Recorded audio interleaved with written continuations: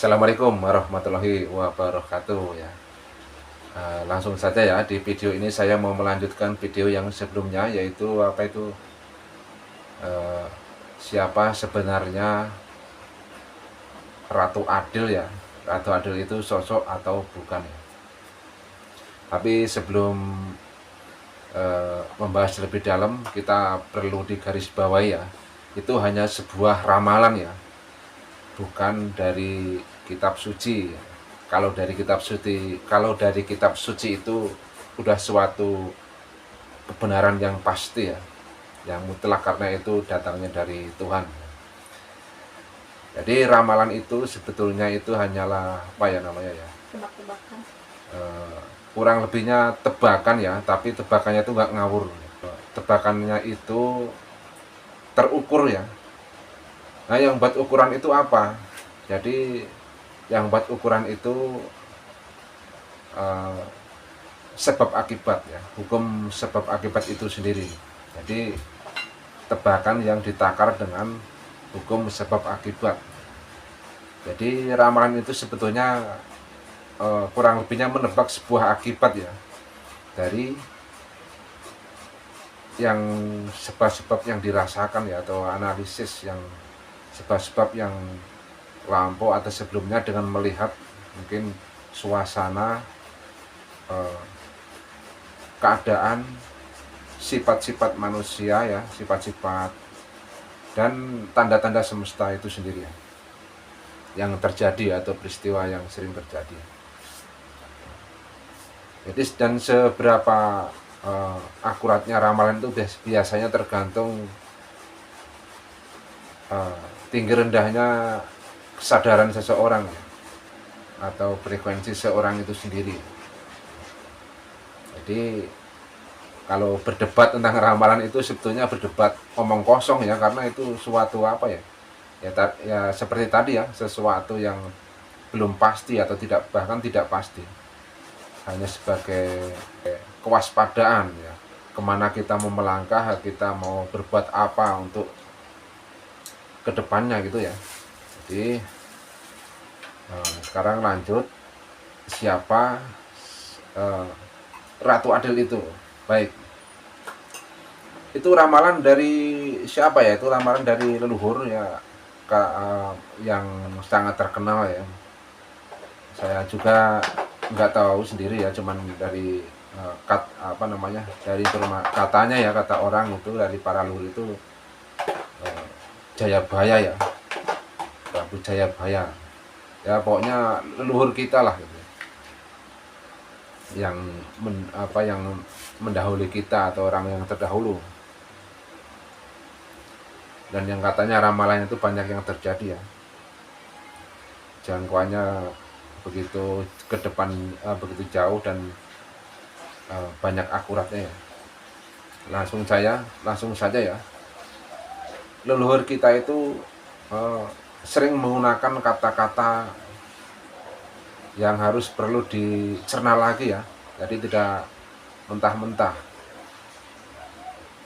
Kalau Ratu Adil kan, kalau dilihat dari sepintas ya, dari kata-kata yang belum dicerna ya, ratu itu seorang pemimpin dari perempuan gitu ya. Nah, Ratu Adil ya, kalau adil ya adil gitu ya.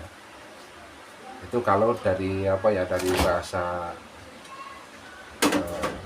sebelum dicerna ya.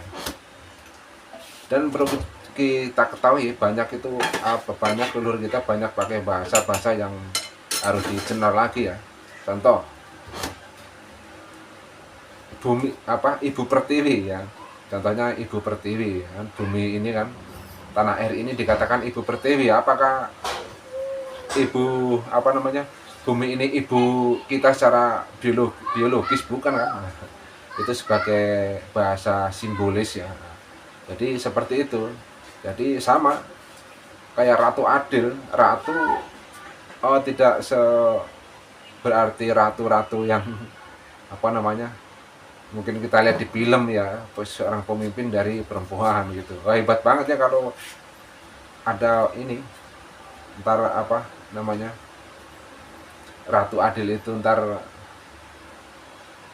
kemunculan dari maaf ya, bukan merendahkan wanita ya, jadi kemunculan dari seorang wanita jadi mimpin gitu ya, orang yang apa namanya, orang yang diusung dari partai aja masih dikatain, banyak yang bilang boneka, apalagi tak ada ujuk-ujuk ya kan, wanita nggak punya partai itu tahu-tahu jadi ratu.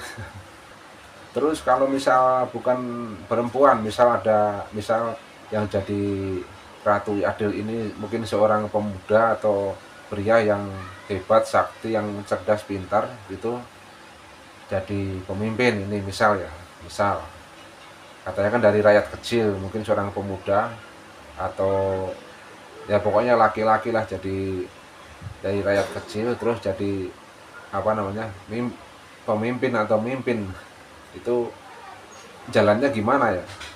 Ya nggak punya partai. Yang punya partai aja mau menjadi pemimpin negara ini harus masih ada syaratnya ya, masih banyak syaratnya ya, apalagi yang nggak punya partai.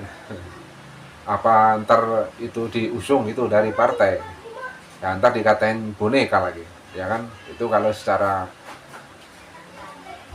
secara apa namanya, kita menerima secara mentah-mentah ya.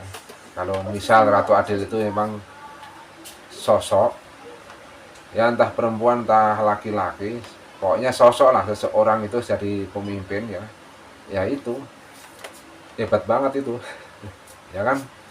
Ya nggak punya partai, tiba-tiba apa diangkat orang banyak itu, karena negara ini kan punya aturan ya, ada aturan, ada hukum. Nah, siapa yang nggak sesuai aturan ya tahu apa konsekuensinya ya. Kalau nggak sesuai aturan negara ini ya bisa masuk kandang besi gitu ya. Itu kalau misal ratu adil itu sebuah sosok ya kan, yang menurut ramalan itu dari rakyat kecil atau orang kecil ya. Gimana logikanya gitu ya, dia nggak punya partai ya kan, yang punya partai aja untuk menjadi pemimpin masih banyak syaratnya, apalagi nggak punya partai, apa dia diusung partai, ntar kalau diusung ntar dikatain boneka katanya ya. Sekarang terusin lagi ya yang video sebelumnya itu, ratu adil itu sebenarnya bukan sosok ya, tapi suatu sistem pemerintahan ya kan, yang sudah tertata maksimal ya, udah tertata dengan baik dan mempunyai hukum-hukum yang adil ya, seperti itu. Nah, terus kita bicara ini tadi ya, ratu adil. Ratu, kenapa leluhur kita menggunakan ratu bukan raja adil gitu ya? Orang pemimpin kan kenapa nggak dibilang raja adil gitu? Kenapa menggunakan ratu? Nah, ratu itu wanita ya, wanita. Nah, di dalam sebuah kitab suci itu sering menggunakan kata-kata laki-laki atau perempuan ya kan, ada ya. Dan dia juga bukan memiliki makna, bukan berarti seorang laki-laki atau perempuan ya. Jadi laki-laki itu menyimbol apa namanya, itu menyimbolkan rohani, dan kalau perempuan itu menyimbolkan jasmani atau yang lahir ya, atau yang wujud. Nah, itu istilah yang sering dipakai dalam kitab suci ya. Laki-laki itu rohani atau yang batin ya, yang nggak kelihatan ya. Kalau perempuan tadi yang yang lahir, jasmani atau yang wujud gitu. Berarti ratu adil itu apa? Berarti keadilan yang sudah terwujud ya. Jadi semua rakyat yang hidup di dalam negara ini sudah merasakan keadilan ya, di dalam segala hal, baik secara hukum, sosial, dan sebagainya. Tapi proses terwujudnya keadilan itu terdorong oleh banyaknya peristiwa atau akibat-akibat ya, yang bisa menyadarkan di dalam pemerintahan dan juga rakyat itu sendiri ya. Dan nanti jangan sampai harus ada akibat-akibat yang mengerikan baru akan menyadari sebab-sebabnya. Jadi ketika nanti pemerintah dan rakyat itu sendiri makin sadar atau kesadarannya makin naik, otomatis akhlak dan perilaku juga akan semakin baik. Dari situ otomatis terlahirlah suatu tatanan negara atau sistem pemerintahan ini akan semakin baik pula. Nah, itulah yang dinamakan Ratu Adil atau munculnya Ratu Adil. Dan setelah tatanan negara itu tertata dengan lebih baik secara maksimal dan sistem pemerintahan juga baik secara maksimal, maka akan berdampak kesejahteraan dan kemakmuran untuk semua rakyat itu sendiri dan negara itu sendiri ya. Ya itu tadi ya, seperti video yang saya sampaikan sebelumnya ya. Ratu Adil itu suatu sistem pemerintahan yang sudah tertata secara maksimal ya, dan memiliki hukum-hukum yang adil, dan sistem pemerintahannya itu juga sudah tertata dengan baik dan maksimal ya, sehingga negara itu tersendiri akan terlindungi. Begitu juga dengan rakyatnya ya, rakyatnya akan merasa aman, merasa damai dan makmur ya. Cuma untuk mencapai sistem seperti itu banyak proses ya. Seperti yang diramalkan kan, itu nanti Ratu Adil itu akan muncul kalau sudah pemimpinnya itu melengkapi yang berinisial awalan Noto Nagoro, yang katanya No itu Soekarno, To itu Soeharto, dan selanjutnya ya Noto Nagoro. Nah, banyak orang yang bertanya-tanya Nagoro itu ntar siapa ya, dan ditunggu-tunggu ntar kalau udah ada, go ada, ro ada, komplit, orang berpikiran Ratu Adil akan muncul. Sebetulnya itu simbolis juga. Jadi Noto Nagoro itu jadi dari pemimpin pertama ke berikutnya sampai negara ini tertata seperti arti Noto Nagoro itu sendiri. Noto Nagoro itu menata negara. Itu bahasa artinya, maknanya seperti itu ya, itu bahasa Jawa. Noto Nagoro itu menata negara. Nah, kalau udah negaranya tertata lah, kalau sudah Noto Nagoro berarti kan negara kan sudah tertata. Makanya dibilang kalau udah Noto Nagoro nanti Ratu Adil akan muncul ya. Itu kan akibat ya, akibat dari hasil dari menata negara itu sendiri, berhasil menata negara. Jadi kalau sudah menata negaranya sudah maksimal ya, sistem pemerintahannya sudah baik dengan maksimal dan dengan memiliki hukum-hukum yang adil ya, adil buat semua, adil buat negara dan seluruh rakyatnya ya. Jadi negara itu akan terjaga dan aman, dan rakyatnya juga akan aman, terjaga, dan mendapatkan suatu keadilan ya. Jadi hukumnya sudah adil. dan rakyat menjadi makmur ya. Karena sudah tidak ada lagi yang korupsi ya kan, sudah tidak ada lagi apa namanya ya, pokoknya yang negatif-negatif ya. Seperti ya video yang saya sampaikan sebelumnya kan, teman-teman tahu sendiri kalau hasil korupsi itu dipakai buat rakyat itu ya tahu sendiri lah, sudah paham semuanya ya.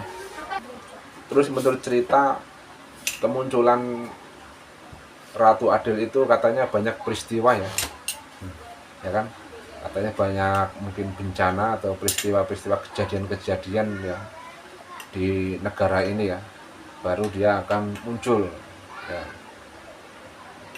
Yaitu memang itu tadi karena sebab akibat ya. Jadi orang itu akan sadar ketika sudah banyak kejadian apa namanya merasakan akibat ya.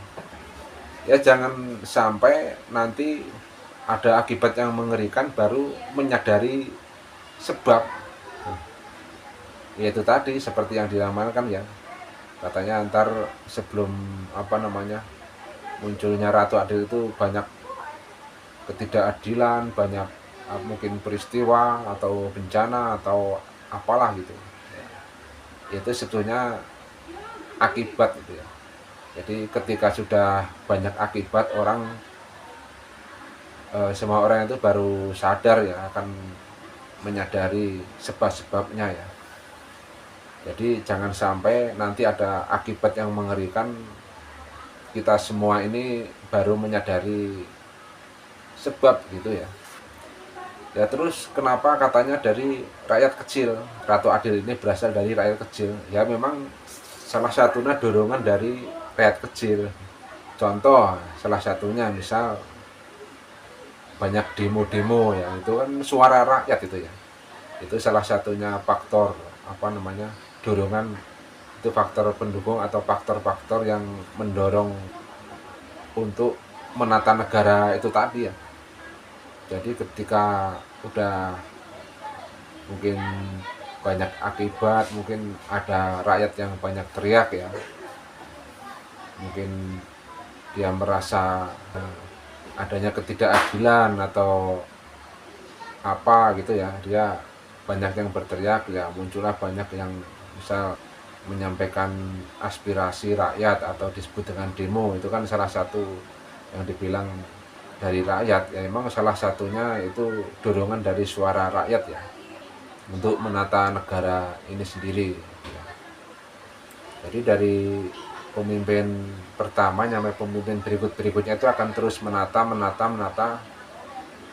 berdasarkan akibat-akibat yang sudah terjadi ya, akan menata terus, mengevakuasi terus, nah, nyampe nanti sadar akan sebab-sebabnya ya, akan ditata terus sampai pemimpin keberapa, nyampe negara ini benar-benar tertata dengan baik dan maksimal ya, dan memiliki hukum-hukum yang benar-benar adil ya, tidak memihak salah satu ya, tidak memihak mungkin yang punya apa namanya punya kuasa atau memihak yang rakyat kecil. Jadi benar-benar adil, jadi rakyat akan merasa aman, sejahtera dan makmur ya. Begitu dengan negara itu sendiri akan terjaga ya. Jadi itulah makna dari sebuah ramalan Ratu Adil. Ratu Adil itu bukan sosok tapi suatu sistem pemerintahan ya, atau hasil dari tatanan negara yang sudah bisa mewujudkan suatu keadilan untuk semua rakyatnya dan negara itu sendiri. Sampai di sini dulu dan terima kasih ya sudah menonton video ini, dan mohon maaf jika tidak sependapat dengan pemikiran kalian, karena ini memang sebatas dari sudut pandang saya sendiri ya, atau bisa dikatakan ini adalah persepsi dari pikiran saya sendiri. Terima kasih.